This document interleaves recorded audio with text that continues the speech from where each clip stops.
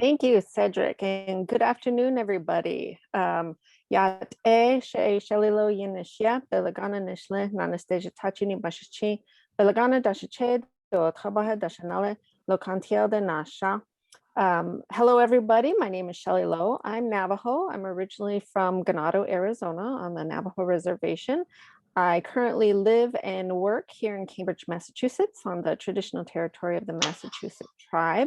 And I'm the executive director of the Harvard University Native American program, where I've been since 2009. And I want to say thank you very much, Cedric.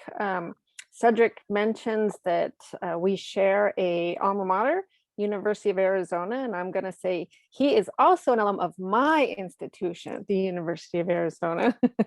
And we'll talk about that a little bit more because I'm hoping that every single one of your students who are on this panel today and every Native student who comes through your institution will one day, like Cedric and I, be able to say, that is my institution, right? That I own that institution. It's mine. It's part of who I am. And I want other Native people to be a part of that as well, right? That should be all of our goals when we work with Native students. We're going to get going, and I'm going to go ahead and share my screen. And we got this to work earlier, so hopefully it'll work just fine. So I'm going to talk a little bit about what I've seen over the years in terms of trying to do our best to support the Native and Indigenous students who come into our institutions. And this could be both inside and outside of the classroom. And one of the things that I have found is we can cite literature all we want. We can talk about the research that's been done out there. But I'm going to tell you a little bit more about the comments and kind of the experiences that I've had over the years, because I think they're a little bit more powerful. And I'm sure there are things that you've either heard or when we turn to the student panel, things that the students have heard. So we'll just get going. The first thing we always want to know is, who are our Indigenous students? And if you really think to yourself in your position, oh, sorry, I went back too far. In your position at the university, do you have a good sense of who your Native students are? I can guarantee you, anytime I talk to someone outside of Harvard, anytime I go to a conference, anytime I talk to colleagues at other institutions, the first question I always get is, how many Native students do you have? And that's a difficult question to answer, honestly. But one of the things I want you to think about is, can you answer that question yourself? Can you say, oh, we have this many students and this many are undergrad, this many are grad students, right? Is that something that you know how to answer? And if you don't know how to answer that, maybe you want to think, why don't I know that information? Why can't I answer that correctly? So I often have individuals come up to me at conferences after presenting, or when I present to other institutions with my colleagues, and almost every time we will have somebody come up and say, I don't know if we have any Native American students on my campus. And I always want to say, well, why don't you know? And what's the best way for you to find out? Because you really should be able to answer that question. You shouldn't have to come up and say, I don't know if we have Native students. You should be figuring out if you do have Native students. The other things I hear is, well, one of my students is Native American, but I don't know what tribe he or she is from, right? And the question always becomes like, is that something I should know? Or is that something, how should I find that out?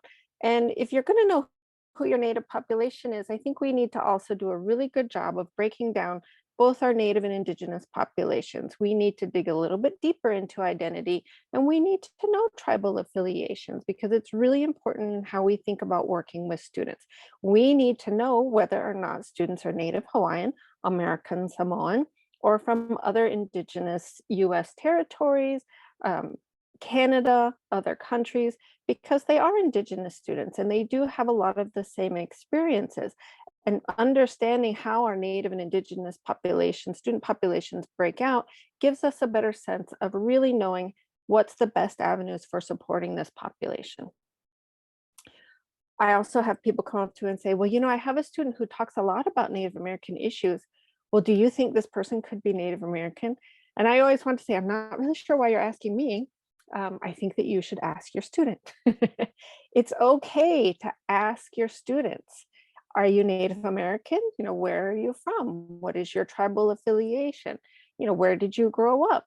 It's okay to ask these questions. What's not okay is making an assumption. So we get a lot, this student marked the box saying that they're Native American, but I don't think this person really identifies as Native American.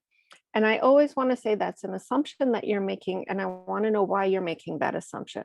What is it about that student that makes you think he or she may not actually be Native American, even though they mark the box that they are Native American? One of the things that we can never do about understanding and working with Native students is assuming that Native identity is based on hair color, skin color, eye color, where somebody grew up. Native and Indigenous identity is much more complex than that. It's about sovereignty, it's about tribes and communities deciding who their members are. It's about family, it's about parents, grandparents, clans. It's all about family relationships and knowing who is your tribal member, who's not a tribal member, how you are identified as a tribal member. And unless you're a part of that tribe, none of us has a right to say whether or not somebody is a tribal member.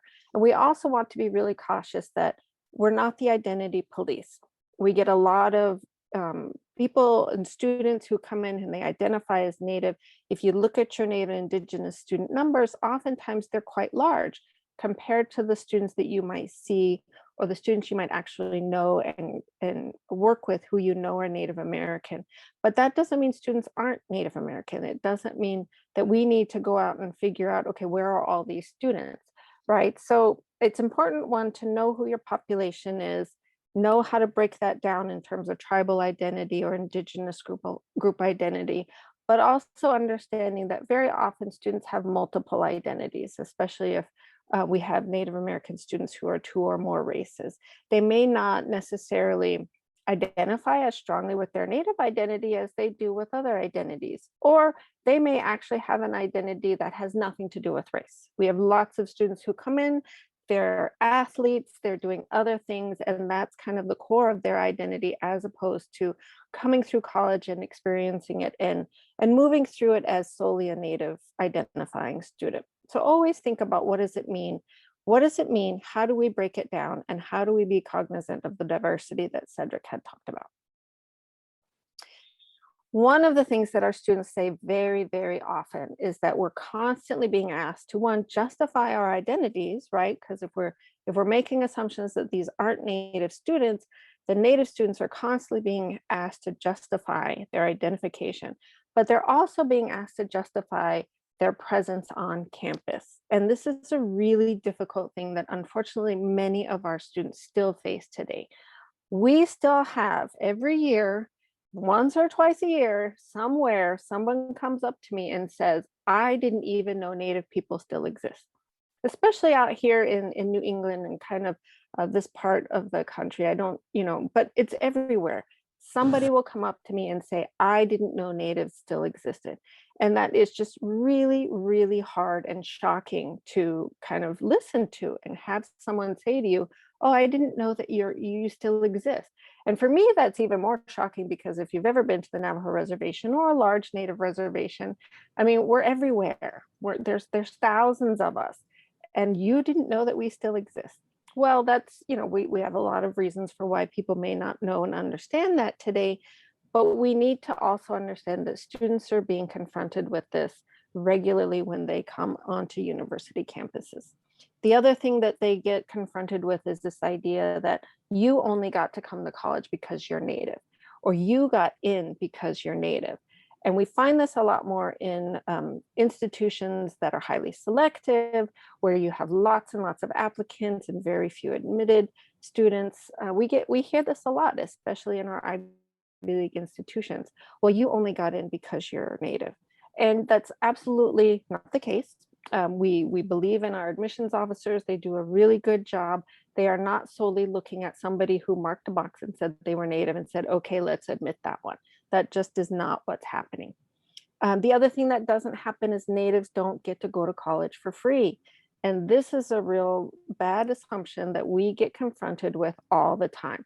There's this idea that either, one, you're Native, you get to go for free. And where this concept kind of comes from, we've kind of broken it down a little bit to historical histories within our institutions and ideas of, yes, at some point Native Americans went for free, but it also comes down to, well, you're a casino, right? You're native, you must have a casino, you must have money, and you don't have to worry about these kind of things. And the reality is that is not the case for the majority of our students, right? Students don't get to go to college for free. And in reality, a lot of our students are really reliant on financial aid. They're reliant on working full time and going to school full time, right? So the financial issue is a real barrier for our students, and people thinking that that's not the case makes it even more difficult for our students to really pay attention and do the things that they need to do. The other thing that we find is, well, you have Native students, they've come in, you work with Native students. Well, I could do this workshop for your students. Usually this comes out from someone who says, I run the drug and alcohol um, center, education center on campus. I think Natives have issues with substance abuse or mental health or, all of these detrimental things. I can do this workshop for you because this is an issue for your students. And the reality is, this is an issue for all students. It's not specific to Native students. And when we go in and we say and we make assumptions that this is how Native students are experiencing campus, we put another barrier on students. We put another kind of deficit mark on them. We're doing the work of making them more vulnerable than we need to make them out to be. Because the reality is, all students come in and have issues with substance abuse. It's not specific to one population. All students come in and have issues with mental health and at varying levels, but it's not specific to race. It's just how we all understand and try to put it on one population or another. One event that happened at Harvard shortly after I arrived on campus was an event called Conquistadores and Navajos. And of course it was a party. And our students were very upset, right? This is an environment where our students all of a sudden felt like they were being targeted, they were being attacked. They were even, really upset, one for me, and I felt so happy for them that they were so concerned about me. But, these are things that we see a lot. We see them through fraternities and sororities. We just see them with groups who didn't think that, hey, maybe this is something that shouldn't be going on, and maybe this is something that doesn't make the campus feel as welcoming. So we do need to really think about what's the environment that we are supporting on campus. What are we seeing with our other student groups? What kind of events are being scheduled and put on, and what kind of wording and imagery is being used? Because we do still see that Native imagery is co-opted, it's used not for Native purposes, and it's hard. It's hard for our students to feel like they have to say something, but they're not here to do that on campus. They're here to go to school. What is it that they need to do? And it really is up to us to help our students and make sure that these kind of things are not happening. And the last thing that we ever want a student to hear, a Native student, Indigenous student, any student on campus, is somebody saying he or she should never have been admitted. And unfortunately, I've heard this from other faculty, I've heard this from administrators, and it always comes back to this idea of the student is going to struggle, the student is struggling, maybe it's just the student should not have been admitted. No, that is not the case. The case is we need to have been doing better to make sure that the student could be successful. One of the things that our students always talk about is that they feel like it's always up to them to change the institution, to make it better for them.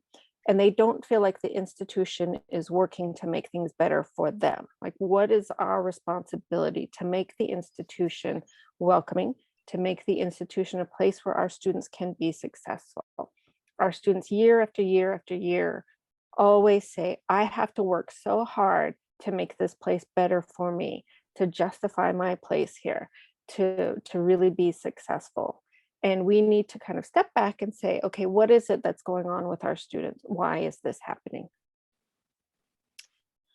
We talk about support outside of the classroom. So many of us work, we're not faculty, we're not in the classroom, we're student affairs or we're campus services. What can we do to really make sure that our students are doing well, Native and Indigenous students? one of the things that we always are confronted with is, well, you have the smallest population, right? Your Native Indigenous population. And this is, people talking to either the students or people talking to support offices for Native students. You don't have a large population, so I don't think that you really need a lot. In other words, we don't need to give you as much funding, right? We don't need to give you as many resources. But the reality of it is resources and support shouldn't be tied necessarily to numbers all the time. It should be tied to need. What is the need there and how do we meet that need? Plain and simple. Not what is the numbers, what are the numbers? How do we support the little few numbers? No, how do we support the need that is there? And in most cases, there's a large need. Our students need to work much harder. They need to figure out how to make this institution more comfortable for them, more welcoming for them.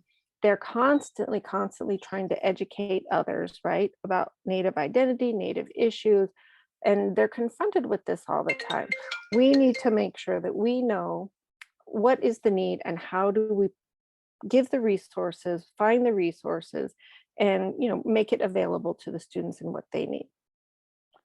Other things outside of the classroom, many of our students come in and they're required to take a second language, right? A foreign language.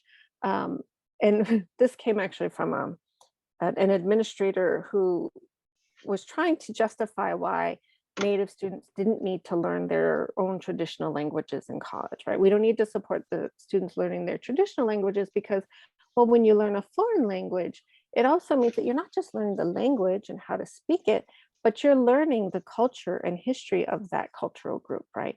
So this idea that when you teach a native language, it's not as academically rigorous, right? Or you're not going to be learning the culture and history of that group. And I was just kind of astounded, like, okay, hang on, wait. So you're telling me if a student wants to learn his Kosadi language, that he's not also going to be learning the culture and history at the same time? I don't think, we can separate language from culture and history in most cases.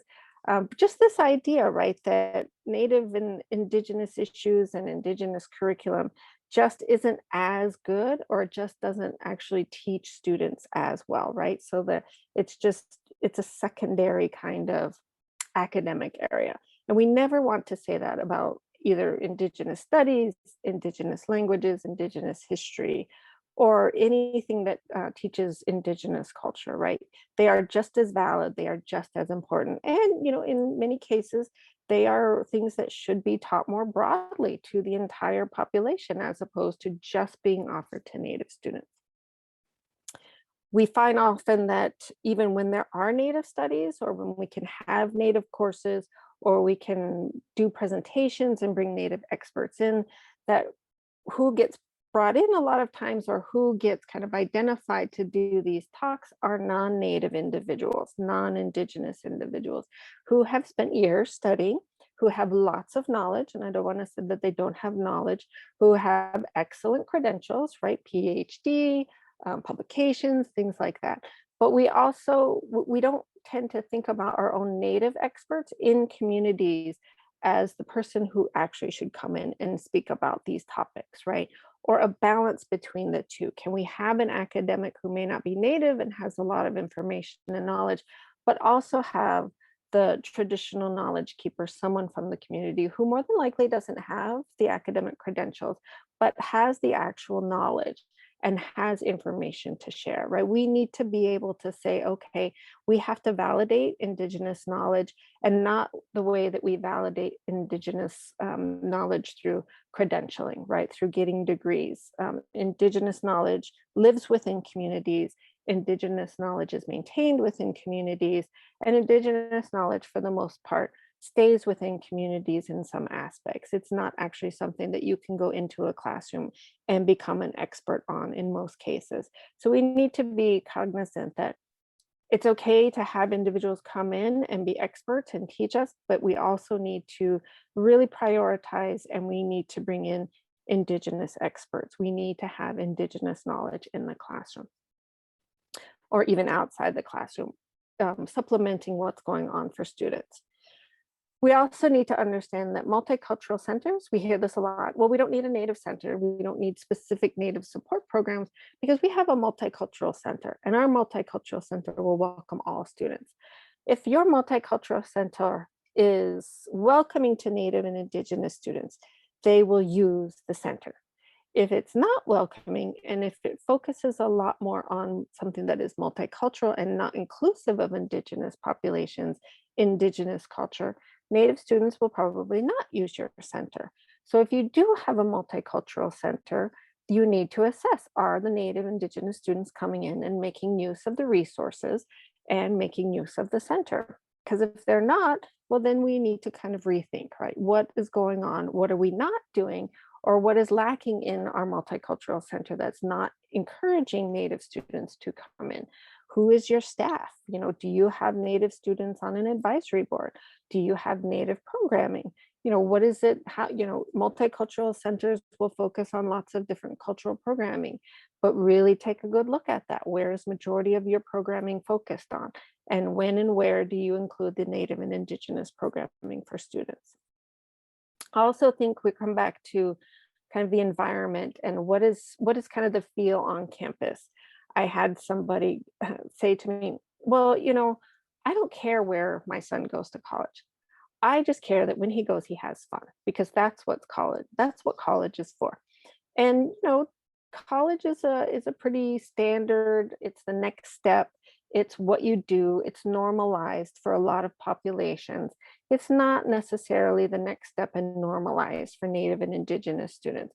And when we send our students to college and we encourage them to go to college, I can guarantee you there are very, very few Native parents and community leaders and teachers who say, oh, well, we just want you to go have fun. We don't say that.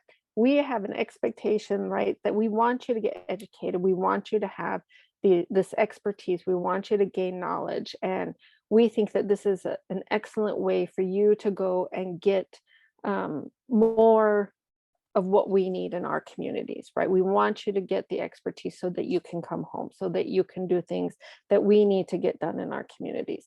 We don't think about college as just a natural progression. We think about it as a way to gain knowledge, to get more expertise, and to come home and do more. So what does, you know, what is the kind of environment among your students on your college campus, right? And there are facets, right? There will be pockets where, you know, this is fun and I'm going through classes and I'm passing and but you know it's not really something that I have to work really really hard for, or it's not something where my community is expecting me to get this done so I can come home and give back. So thinking about support inside the classroom, our students are confronted all the time with faculty, with fellow students who really just don't have a strong understanding about Native history in the United States and Canada or across the globe, who don't have, you know, that it's just not something that they learned. It wasn't a part of the curriculum, or the curriculum that they learned was very much based on historical perspectives and not this idea that Native people are contemporary people. So very often, and this happens even today, and even sadly for students at Harvard Graduate School of Education, faculty come in and say, you know what, I didn't know that there was a boarding school experience in the United States and Canada.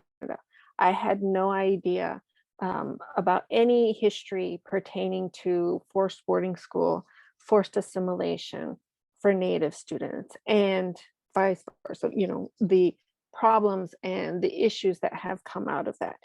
Even though it is such a huge experience and it has caused, you know, a real kind of sense of understanding about education in tribal communities. You know, not knowing that is not, it's not the fault of individuals who weren't educated about it. But instead of saying I didn't have any idea that this happened and being shocked, it's, you know, taking the steps ourselves to go out and learn a little bit more before we confront our students with this lack of knowledge that we didn't have, right? Because what happens very often is faculty will say, well, I didn't know this happened. And, you know, can you please tell me more about this? Well, students are trying to learn, you know, your curriculum. They're trying to do their coursework and they don't really have a lot of time to say, okay, now let me step back and educate you, right? So who's educating who and what are the the topics that, students are constantly being asked to talk about in order to educate both their peers and their faculty. The other thing that we hear, and this will, I keep it at this sentence. A faculty member who once said to me, I always knew that in my bones I'm Navajo, and she's not Navajo. Um, she's not Native at all. And that was just so, I didn't, as a student, I didn't know how to process that. What are you saying to me? I don't understand what this means. And what do what does that do for my situation within your classroom, my experience in your classroom, or my experience working with you in this program, or, being a staff member or whatever. And we've seen a lot more of this kind of idea, right? More predominantly in particularly the state of Massachusetts, more recently in the past few years, right? And I'm not going to go into like, what does that mean? But there is this, sense of, I have, this Native identity that I can just claim without having any experience in that Native community, without ever, knowing the culture, with just kind of having some cursory idea about what this means, right? We can't say, it's really difficult for our students when somebody comes up and says, well, I think I might be Native too. And it's like, okay, cool, right? But please go and figure that out a little bit more. Please go and make sure you understand what that means before you come and try to help and try to get me to help you be more Native, right? Because that's not what our students are here for. Our students know generally their identity. They know who they are, they know where they're coming from, they know what their goals are and where they're trying to go. And helping them to get to that goal, to that end goal, is what we need to be doing, and not taking their time away, not questioning their identity, really trying to be supportive. Part of that support network is not saying to students, well, you have all these issues with your tribal community, or you have all these issues as a Native student. Don't you want more research done on you? Can't we give you another survey? Can't we interview you? We want more, so we need more people to know about the issues that you're dealing with. I would say at least once a month, our office, my office at Harvard, receives an email, usually from a PhD student somewhere across the country. I have a survey. I'm trying to do research on Native students.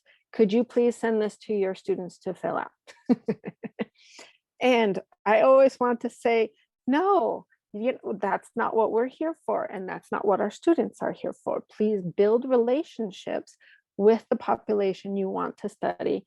Please work through that. Don't send a random email and expect Native students to be like, okay, I'm going to take some time today and I'm going to fill out this survey, right? Some of us are really, we come out of research backgrounds, and we want to fill out every survey as much as possible, because if we don't, right, Natives aren't included, there's no perspective. But we shouldn't be just expecting that that's what's going to happen. We also should never, ever think, here's a survey, I want you to fill it out. Because I can't tell you how many times I've gone on to a survey in the past year, maybe 2 years, and I've been asked, right, where do I live? What is my zip code? What is my racial identity? What is my gender? Do I have children? What kind of degrees do I have? What kind of industry do I work in? And if I answer every single one of those questions, I can, and never give my name, I can guarantee you people know who I am, because there's me. There's me in Cambridge who can answer all of these questions. And it's kind of like, okay, well, I don't want to answer that, or I don't want to answer your survey anymore, because it's way too easy to pinpoint who I might be. And we have to think about that when we think about surveys or research or the things that we ask students to share, even when we say it's going to be anonymous. Yeah, it's anonymous because I don't give you my name, but you just have to do a little bit of fact checking, and it's quite easy to figure out, right, who I am. No more anonymity. We also don't want students to have to be the voice for everything Native going on across the country. We get this all the time. I'm a Navajo student. I don't know why they keep asking me about the Dakota Access Pipeline. Or, I'm from a different tribe, but my class and my professor want me to answer what's going on in this community. And, a lot of times we might know we're very connected, especially in urban areas, but a lot of times we don't know, and we shouldn't be expected to answer everything about Native issues going on across the world, across the country, right, regionally.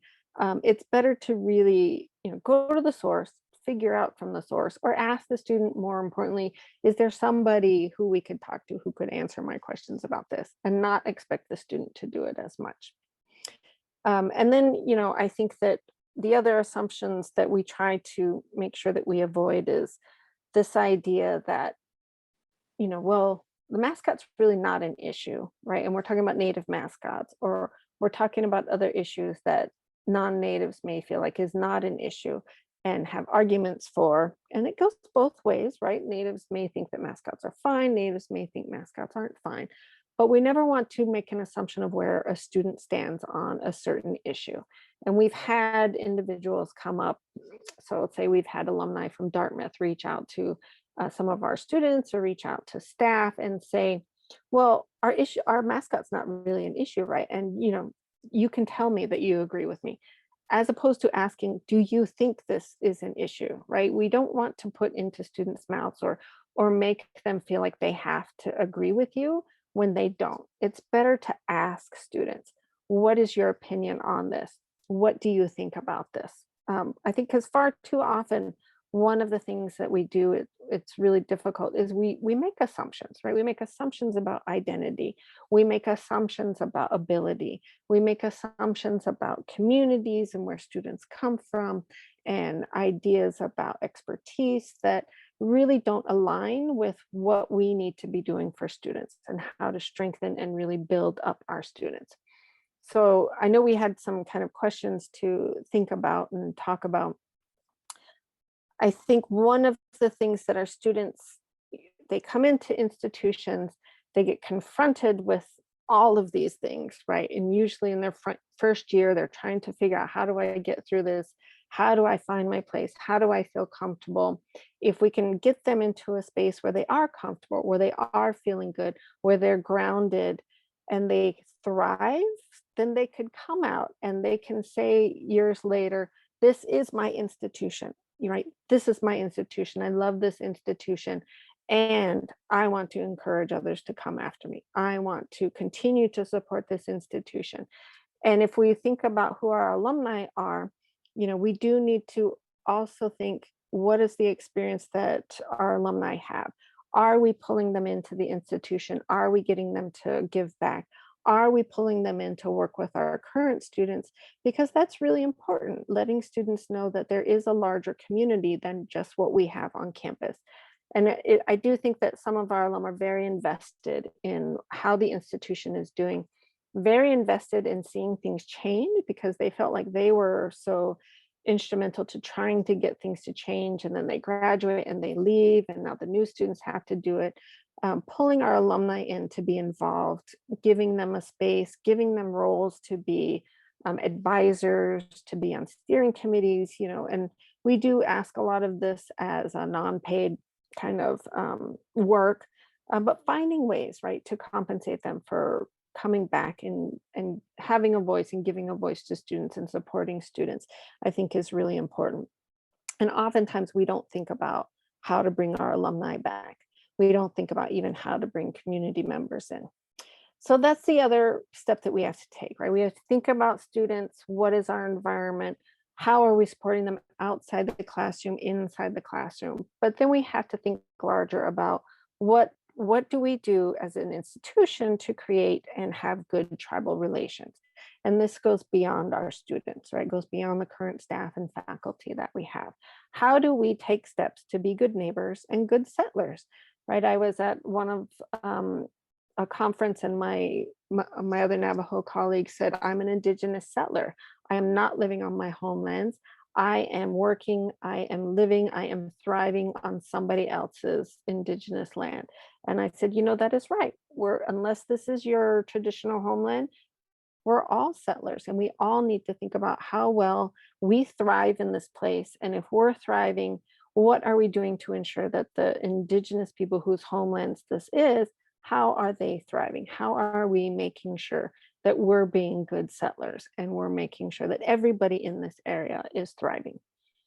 So we need to be able that to show and regularly allow faculty and staff to see and learn current tribal priorities, because we don't often think about what is contemporary for Native peoples and Native tribes.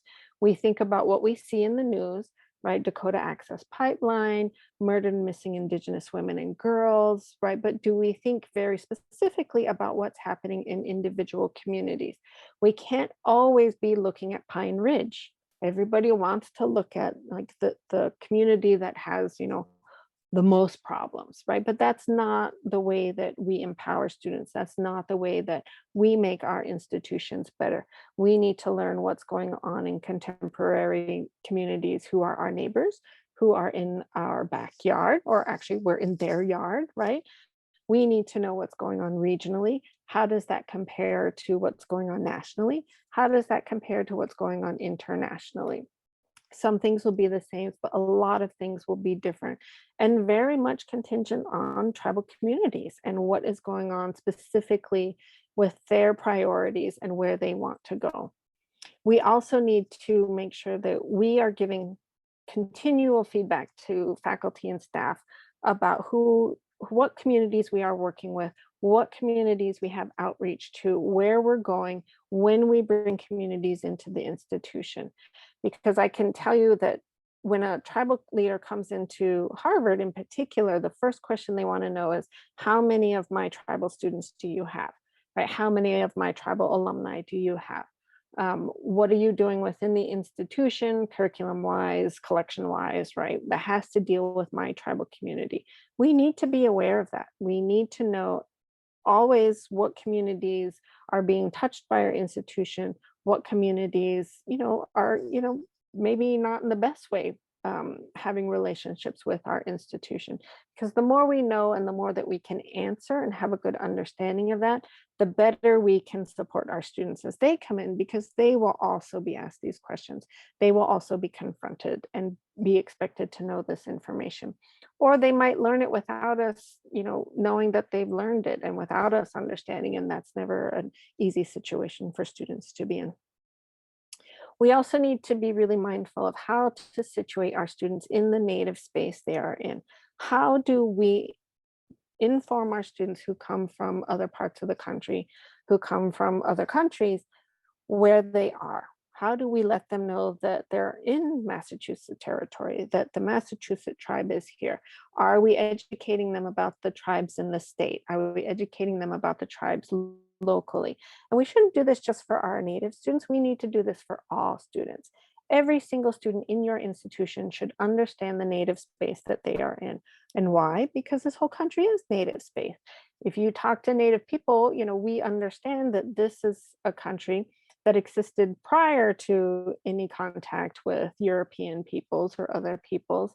We understand that when I cross over into a different state or a different area of the country, I'm going into a different indigenous community where things may look different, may sound different, right? And we've always been cognizant of that, understanding that this is not my home, this is somebody else's home, and being respectful of that.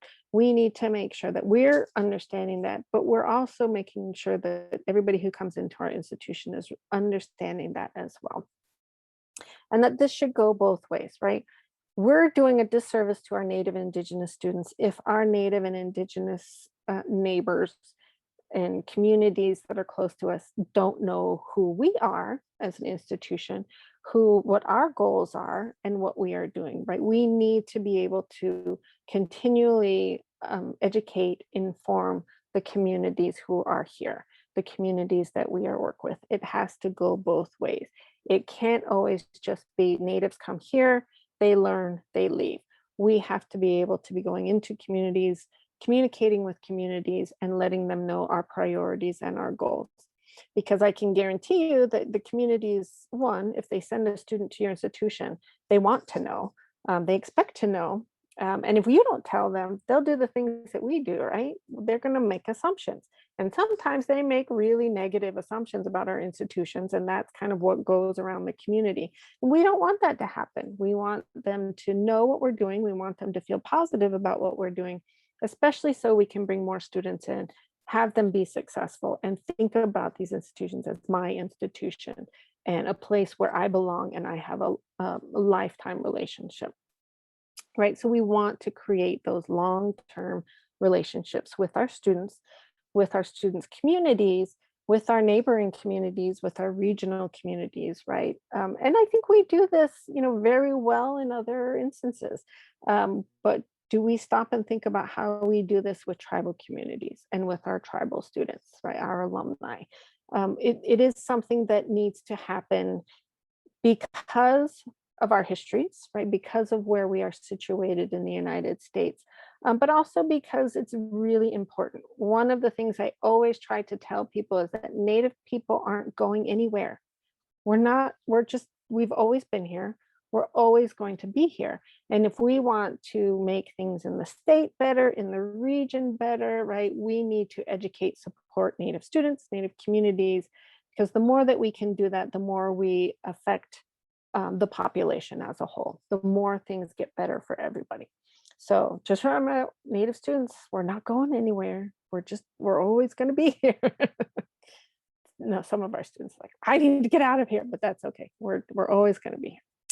So I want to open it up for questions, and then we want to hear from the students for sure, and we can come back to questions at the end. But those were kind of the things that I get confronted with on a regular basis, and I think are going to be things I get confronted with for a while. And it's just a way to start the conversation, right? So these are topics to think about and move forward within your working groups and within your institution.